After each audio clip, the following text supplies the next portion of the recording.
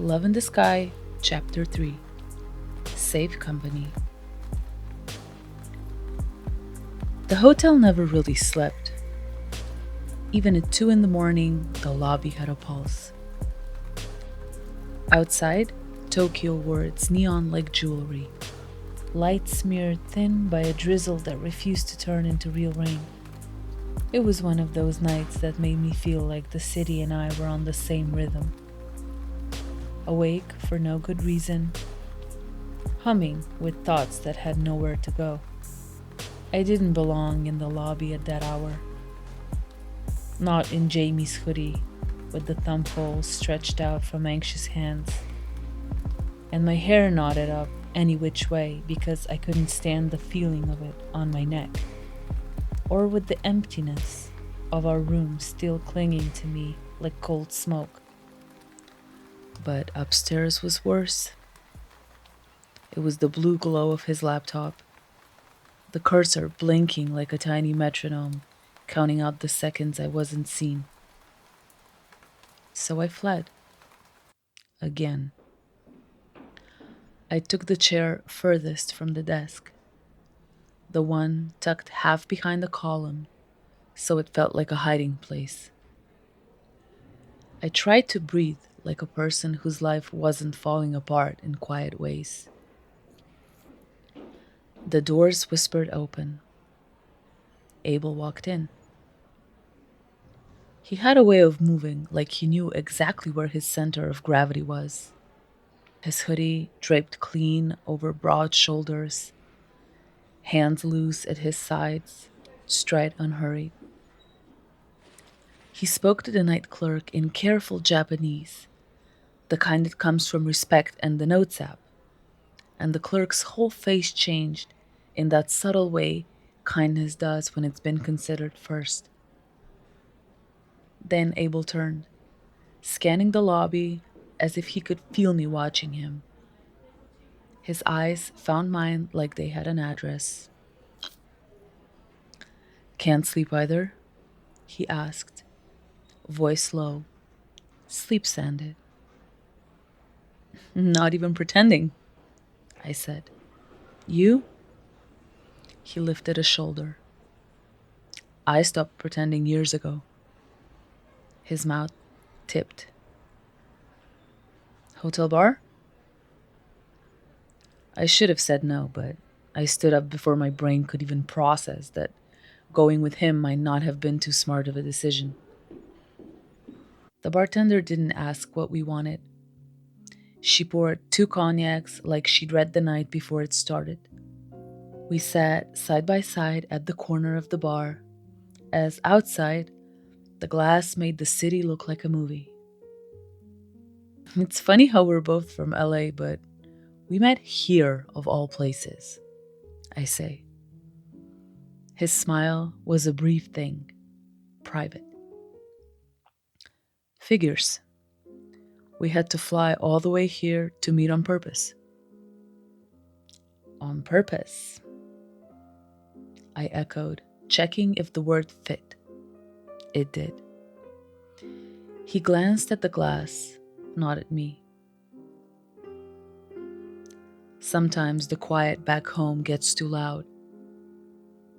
You came to the loudest city I've ever been in to escape the quiet. That's exactly what I mean, he said, grin flashing this time. What about you? The decision wasn't hard, but it was more for Jamie. The word felt like a guest I was introducing apologetically. I could work from anywhere. He's lucky to have someone like you, he spoke.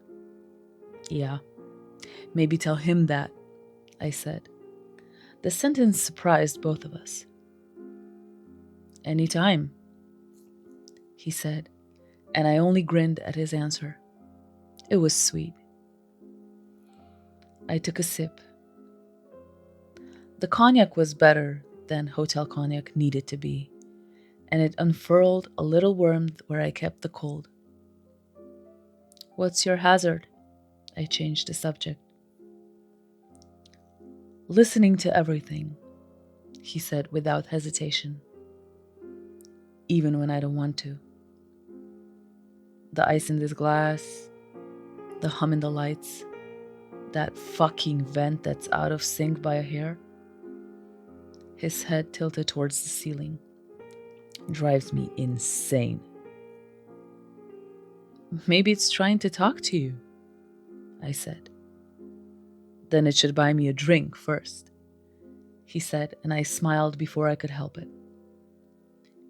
We talked until our glasses were more water than cognac. About airplane middle seats, about the exact right time of the night when ramen stops being a craving and becomes a need, and how all hotel hallways smell the same after midnight. We took turns telling lies about ourselves we immediately corrected. I'm a morning person. I like spreadsheets. I don't keep secrets. They were safe lies, the little ones you use to test if the other person will laugh. He laughed. I did too. I realized it had been days since my laughter wasn't a thing I performed to smooth the air. When I checked the clock over the bar, it was 3:18. I should go, I said, but my legs didn't move. Me too, he said, not moving either. We looked at the window together for a moment, like we were both waiting for the city to tell us what to do. It didn't. Same time tomorrow? He asked, finally, more careful than casual. Maybe, I said, because a yes felt like too much truth for one night. Because we both knew maybe meant yes. Maybe became a ritual the way good sins do. Sometimes I found him first, sprawled in the half-hidden sitting area with headphones resting around his neck like a necklace, his fingers tapping out patterns on the armrest.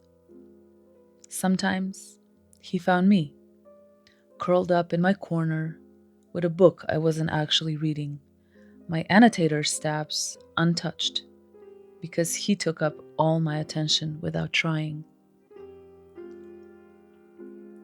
We covered the outer rings of each other first. Favorite dumplings, least favorite airport, songs we embarrassed ourselves singing too loud in our cars. He asked what kind of books I loved when I wasn't working. I lied and said the messy romances were for research. He caught the lie and let me keep it anyway.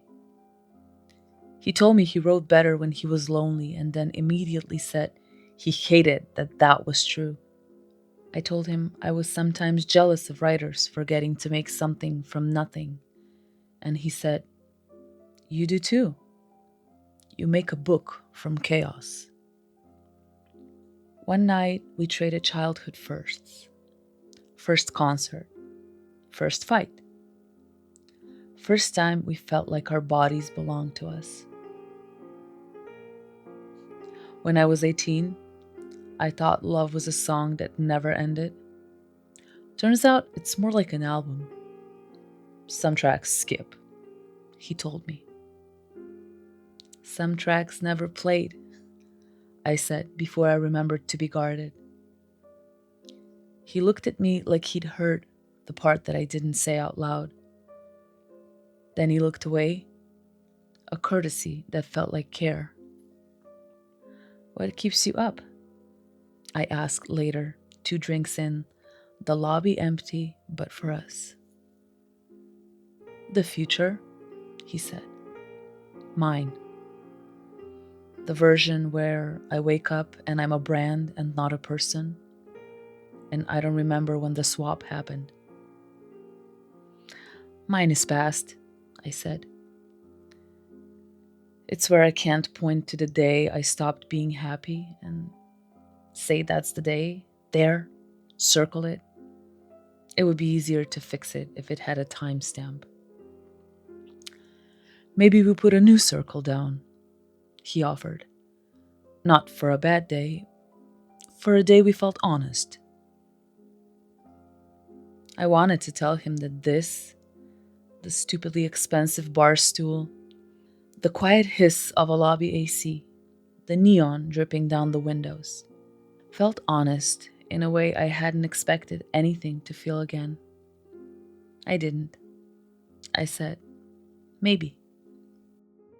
We started leaving the lobby. It felt less like crossing a line and more like following a breadcrumb trail someone else had left for us. We walked to a 24-hour ramen shop that wore its reputation in laminated newspaper clippings taped crooked to the wall. He ordered something that came out the color of a warning sign. I pretended to be brave until I took the first bite and promptly begged for his water, coughing and laughing with broth dribbling down my chin. He shook his head, wickedly pleased. You wanted a dragon, he said, sliding me his glass. Live with it. We ended up at the old record store. Abel drifted along the bins like he was reading a long letter. He pulled out one album with a woman's face on the cover. It was Sade. This one taught me how to hurt right, he said, reverent. How to make it useful. Does pain listen when you talk to it like that? I asked. It's stubborn, he said, but it likes attention. Most things do. I bought a tiny keychain shaped like a cassette tape from a convenience store next door. He teased me like it was his job. Proof, I told him. If I wake up and this all feels like a dream, I'll have something to hold. Okay, little archivist, he said. Keep our evidence. We lingered on street corners longer than crossing signals intended. Tokyo in the watery hours felt softer, like a giant has shrugged its shoulders and loosened the seams. Between the hotel and ramen and records, we built a map only we knew how to read. None of it was dramatic, but all of it felt like oxygen. The elevator was always honest. We would stand shoulder to shoulder, half a foot between our bodies, the kind of distance that knows it's measuring something. He would keep his hands in his pockets, and mine would be wrapped around the strap of my bag. One night, sometime in the second week of maybe, we got in alone. The door slid shut on a lobby that had started to feel like ours, and the box began its steady climb. I could hear his breathing. I could hear my own louder. When the doors opened on my floor, I didn't move. He noticed, which somehow made it worse. Good night, Diana, he said, the night softening my name. Good night, Abel, I said, and it came out a little broken. He held the door with his palm flat against the seam, but his eyes were on the carpet, letting me make it easy. I walked out like my feet were a reluctant committee, feeling his gaze on the back like warmth. I checked my phone in the hallway. Nothing from Jamie. Not even a running late. It was 3:41. He had been asleep for hours, I was sure. He would be up again at 6. Keystrokes a metronome. I let myself in quietly, the way women do when we want to avoid an argument that hasn't happened yet. Jamie was face down, a line of drool drying silver on the pillow. The laptop on the nightstand had a half-sent email open, the subject line, quick follow-up, and nobody. It felt like a metaphor. I brushed my teeth in the dark, then lay on my back and stared at the faint, wavering shadow the curtains cast across the ceiling. When I closed my eyes, I saw a vinyl sleeve with a furious woman's eyes. When I dreamed in neon. The next night it rained properly. Not a performance, not a mist. It was rain that made the city sound different, softer, somehow more honest. Abel was already in the lobby, hood up, peering out at the sheets of water like he was trying to read them. Come smoke with me, he said. Sure. We stepped under the awning like two kids who'd just discovered weather. He lit up a cigarette, and I snagged it from his lips, resulting in him having to light up another one. He only chuckled when he looked at me. We didn't speak for a while. The rain was all the conversation anyone needed while the soft smoke was curling up to the sky until it disappeared. We stood so close, our shoulders touched from time to time when we shifted, accidental on purpose. I used to love storms, I said. When I was little, I'd sit on the stairs and count between the lightning and thunder. My mom said if the numbers got bigger, the storm was leaving. I made them bigger on purpose. Control, he said softly. Make believe, I corrected, then amended. Same difference. Why'd you stop? He asked. I didn't, I said, and the truth of it was a thing that ran through me like a struck glass. The storms stopped loving me back. He glanced at me, rain braiding itself into the loose hair at my nape. This one does. We went back inside when the cold started whispering about bones. We took our corner of the bar, now formal enough to be called ours, and ordered tea like it was whiskey because we'd already been forgiven tonight. Tell me something you never say out loud, he said, blowing on his steam. I should have lied. I didn't. I live like I'm being graded. He hummed, considering. By who? Everyone, I said, then corrected. No one. Me. Your turn, I said.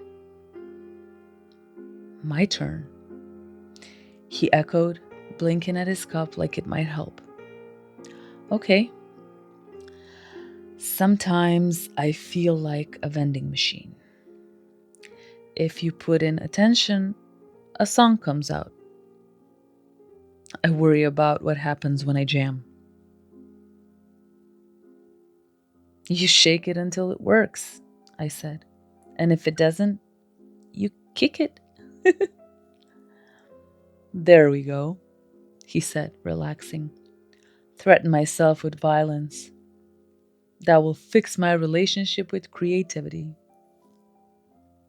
Bars, I said solemnly, and he grinned like he'd forgotten how and just remembered. Some nights we said nothing at all. We watched the lobby be a lobby. Once, a couple argued quietly at the elevator, the woman's hands tied around the handle of a bright red suitcase. The man kept touching her elbow, and she kept moving it away without stepping back. To anyone else, they probably looked like they were deciding which restaurant. I watched the elbow and I thought, he's losing her. Abel saw my face and said nothing. We became the kind of friends that night knows. Not daytime friends, not weekend plans, not brunch and errands. Night friends. People who hold your 3 a.m. and hand it back without fingerprints. If this was a story with a moral, this would be where I stopped, where I told you that companionship is enough, that the late hours didn't start to glow, that we stayed on our stools and never stood close enough to feel the heat. But I have no use for tidy morals now. Something warmed between us. I noticed the way he always left his hood up until we were alone, as if he needed a little help keeping the world a step away.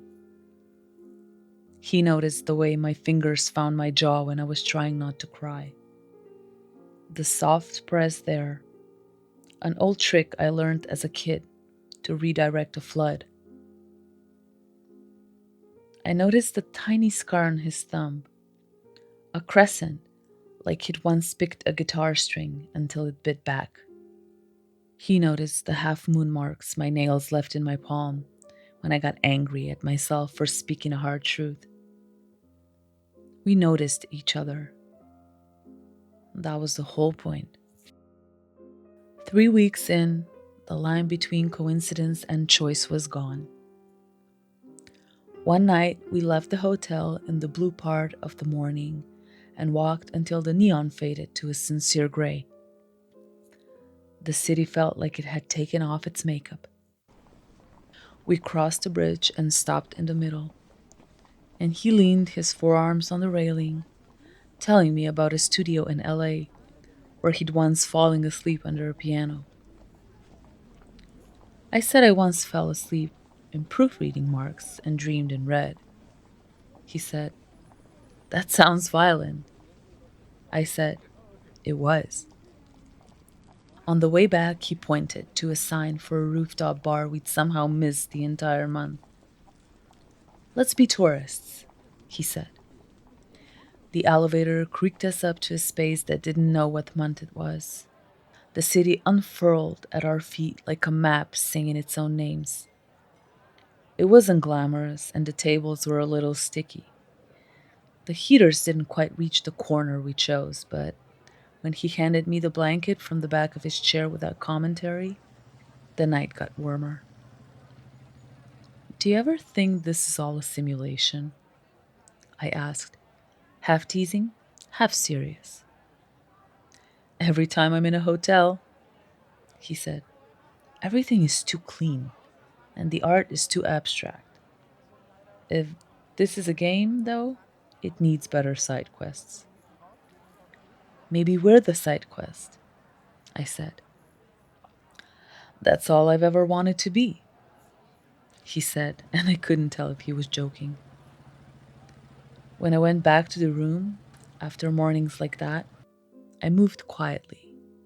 Not because I was guilty, but because I wasn't ready to name what I was.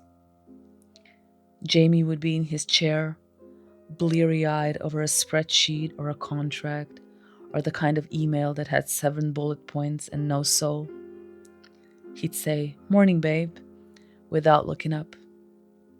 I'd say, "Morning," and take my coffee into the bathroom so he didn't see me close my eyes after the first sip, like gratitude had become a private act. Once he said, "You've been up early a lot." "Jet lag," I lied, because telling the truth would have required a different kind of courage that I had just then. "Same," he said, and we both knew we were assigning the wrong names to our symptoms. Abel never asked about Jamie the way people do when they're keeping score. He asked the way a person does when they're trying to understand the physics of a thing so they don't break it by accident. Sometimes I answered. Sometimes I was quiet. He didn't push. "What made you fall in love with him?" he asked one night. picking at the label on his bottle until it gave up. How he looked when he was excited, I said.